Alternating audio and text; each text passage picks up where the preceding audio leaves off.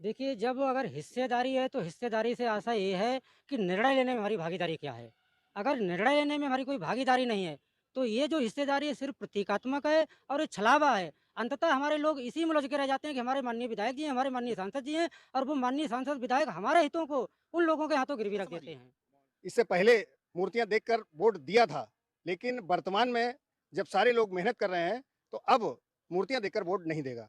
अब आदमी बहुत ज़्यादा त्रस्त है, बेरोजगारी, किसानी, महंगाई, ये मुद्दे उसके लिए आगे रहेंगे। आपको क्या अब लगता है? मैं देखिए, कहीं न कहीं पिछड़े वर्ग की जितनी भी जातियाँ हैं, हिंदुत्व की भावना से आज तक छली जाती रहीं, उनको जो सपना और जुमला दिखाया जाता रहा, उसके कारणवश वो कहीं न कहीं छली जाती रहीं। नहीं, मूर्ति देख के वोट नहीं गिरने वाला। किन मुद्दों पर गिरेगा? अगर मैं सामाजिक तौर पे बात करूँ, अब आज के समय युवा जागरूक हो चुका है। किसान आंदोलन से इतना सबक लिया है युवाओं ने कि वो अच्छे से समझने लगे हैं उन्हें किस मुद्दे पे बात करनी है। ना वो हिंदू-मुस्लिम पे अब गिरने वाला है, ना वो मूर्ति के नाम पर गिरने आज वाला भी है। तमाम पार्टियां हैं, लेकिन सारा माल जो है अकेले खाना चाहती हैं। सामाजिक मुद्दे की बात कोई नहीं करता है कि हम हर आदमी को प्रतिनिधित्व देंगे, हर समाज को, हर जाति को प्रतिनिधित्व देंगे। इसमें कहीं न कहीं लोग छल कर रहे हैं।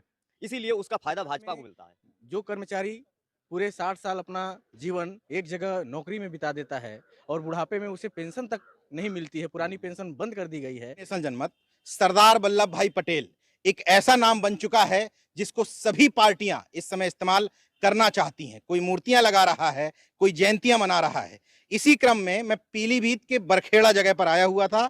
सामाजिक संगठनों द्वारा जाति विहीन सरदार पटेल जयंती का यहां पर आयोजन किया गया।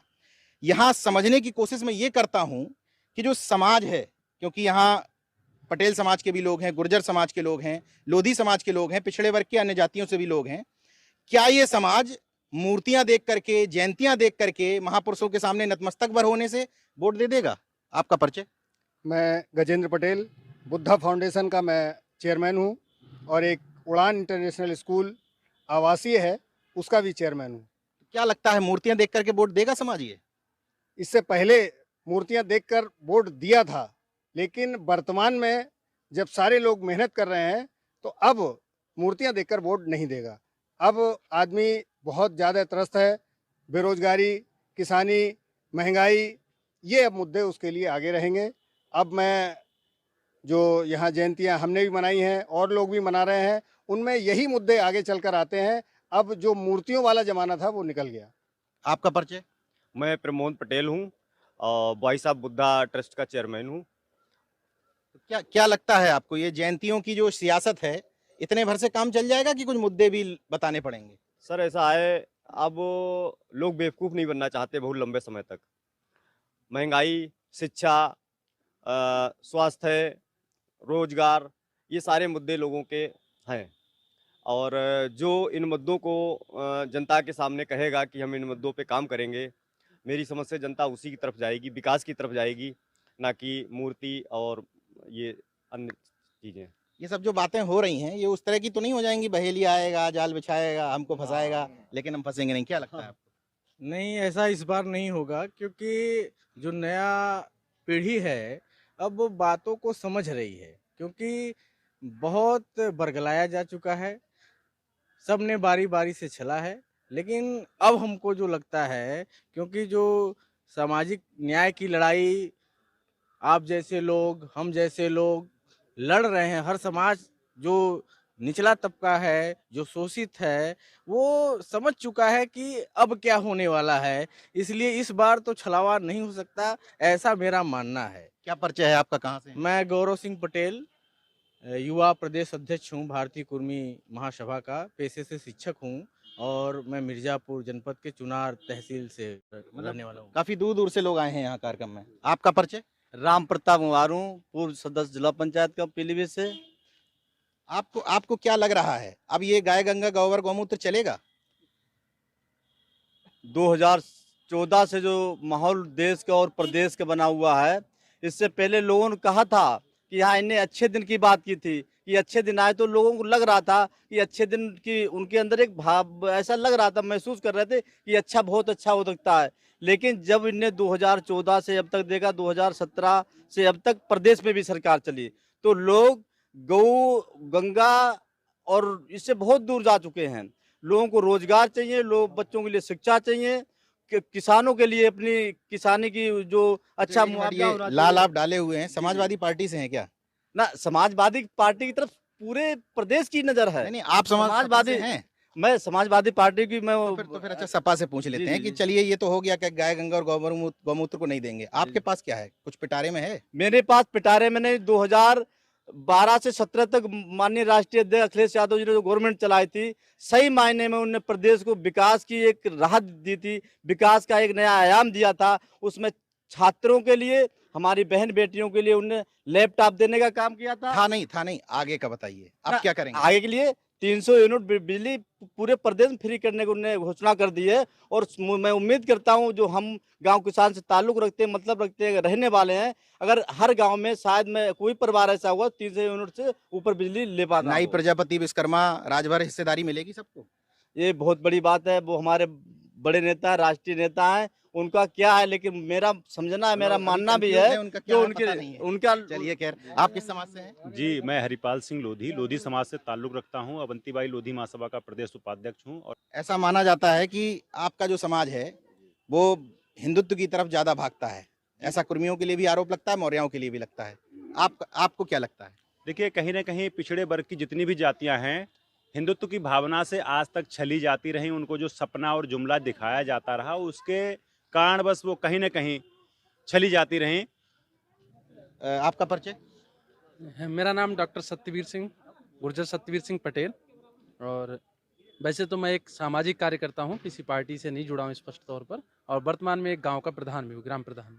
गुर्जर समाज से हैं? हाँ, मैं गुर्जर समाज से आता तो हूँ। सरदार पटेल को देख करके गुर्जर और पटेलों के दिल में तो बहुत कुछ होने लगता है, तो मूर्ति देख करके वोट गिर जाएगा क्या?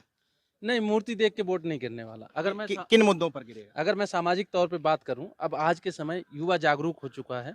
किसान आंदोलन से इतना सबक लिया है युवाओं ने कि वो अच्छे से समझने लगे हैं उन्हें किस मुद्दे पे बात करनी है। ना वो हिंदू मुस्लिम पे अब गिरने वाला है, ना वो मूर्ति के नाम पर गिरने वाला है, और ना जो आज के समय विभिन्न पार्टियों द्वारा जो जातियों के आधार पर सम्मेलन कराए जा रहे हैं या समितियां गठित की जा रही हैं, उनके मोर्चे बनाए जा रहे हैं, उन पर इनका कुछ असर नहीं पड़ने वाला। युवा समझदार हो गया है।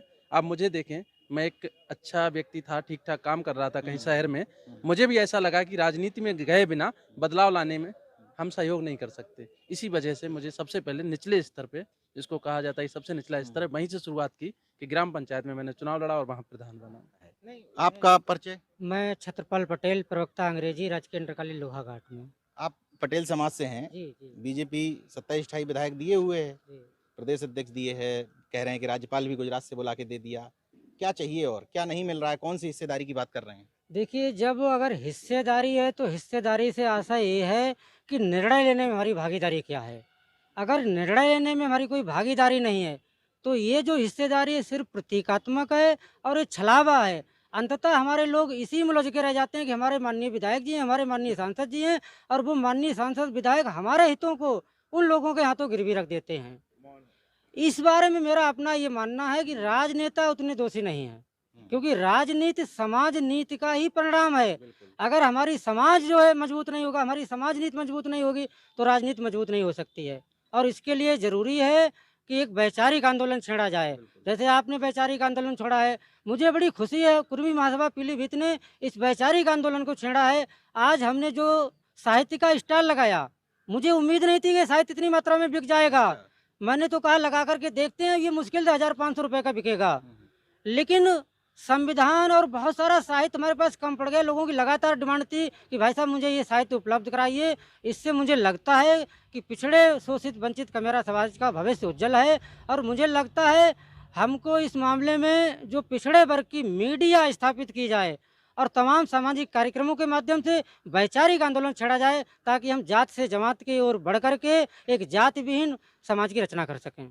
मुद्दे क्या होने चाहिए? ये तो बात समझ में आ गई कि हम इस वजह से नहीं देंगे, तो देंगे किस वजह से? रोजगार है, शिक्षा है, स्वास्थ्य है, विकास है, ये मुद्दे सारे रहेंगे। और सबसे बड़ी बात है ये कि कोई भी पार्टी मेरी समझ से तो आज भी तमाम पार्टियां हैं, लेकिन सारा माल जो है अकेले खाना चाहती हैं। सामाजिक मुद्दे की बात कोई नहीं करता है कि हम हर आदमी को प्रतिनिधित्व देंगे, हर समाज को, हर जाति को प्रतिनिधित्व देंगे। इसमें कहीं न कहीं लोग छल कर रहे हैं, इसीलिए उसका फायदा भाजपा को मिलता है। कंफ्यूजन की स्थिति है। कंफ्यूजन की जो सामाजिक न्याय की बात जी। की जाती है वो एक्चुअल सामाजिक न्याय देखने को नहीं मिलता। जी क्या लगता है आपको?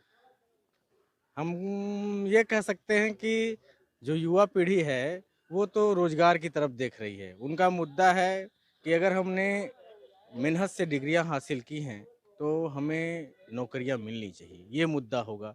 साथ में जो कर्मचारी पूरे 60 साल अपना जीवन एक जगह नौकरी में बिता देता है और बुढ़ापे में उसे पेंशन तक नहीं मिलती है, पुरानी पेंशन बंद कर दी गई है।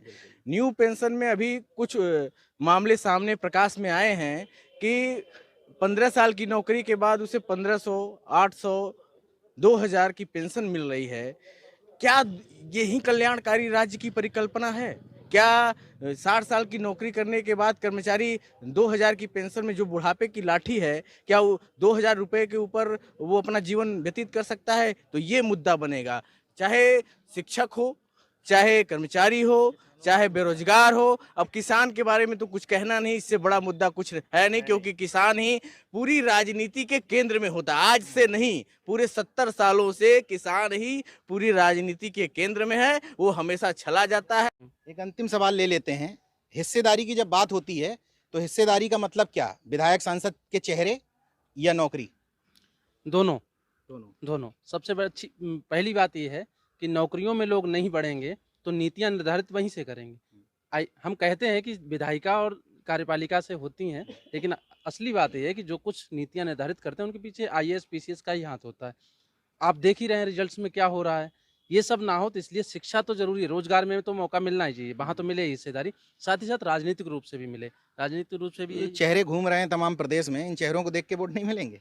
मुझे तो नहीं लगता। मेरा खुद का आकलन यही है कि ऐसा नहीं होने वाला। अब आदमी जागरूक हो चुका है, युवा जागरूक हो चुका है। आपने देखा होगा, आपका भी बहुत बड़ा योगदान रहा 69,000 भर्ती को लेकर। आप हमारी बरेली में देखेंगे, नए नए लड़कों ने आंदोलन छेड़ रखा है। उनके पीछे कितनी मदद करने वाले हैं, अच्छे से चल रहा है और उनको मदद भी मिल रही है। आप ये मान के चलिए, लोगों के मन में है, भले वो बीजेपी का आदमी है, समाजवादी का आदमी है या बसपा का आदमी है, लेकिन उसे पता है कि अन्याय हो रहा है, उनके वर्ग के साथ अन्याय हो रहा है, तो पर्दे के पीछे वो उसकी मदद कर रहे हैं। तो ये मान के चलिए, दिखावा कुछ भी हो, लेकिन जो सही मुद्दे हैं, शिक्षा का मुद्दा है, रोजगार का मुद्दा है, और इस समय जो सबसे ज्यादा किसान और जो सामाजिक और राजनीतिक हिस्सेदारी की बात है, साथ ही साथ नौकरियों में जो हिस्सेदारी की बात है, ये मुद्दा चरम पर रहेगा और इसी के हिसाब से इलेक्शन में बहुत सारी चीजें होने वाली हैं।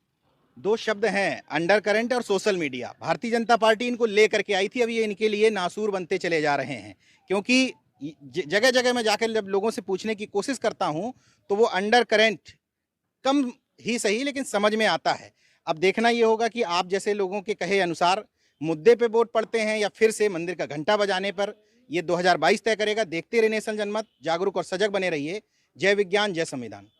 अगर आपने अब तक हमारे YouTube चैनल को सब्सक्राइब नहीं किया है तो कृपया सब्सक्राइब करें और बेल आइकन को दबाएं, जिससे आपको आने वाली हर नई वीडियो मिलती रहे।